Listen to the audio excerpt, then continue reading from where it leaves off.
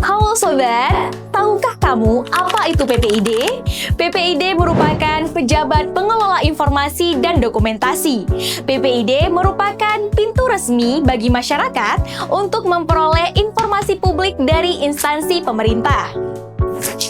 Lalu, apa sih tugas PPID?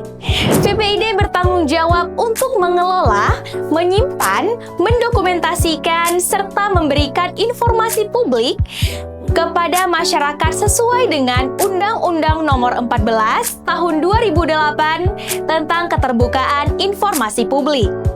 Tujuan PPID adalah memudahkan masyarakat dalam memperoleh informasi publik dari lembaga pemerintahan secara cepat, tepat, dan transparan.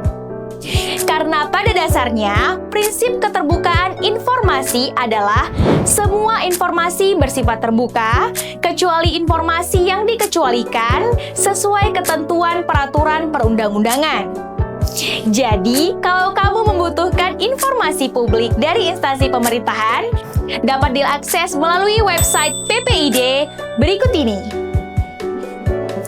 Sekian seputar PPID, saksikan video lainnya terkait PPID. Terima kasih.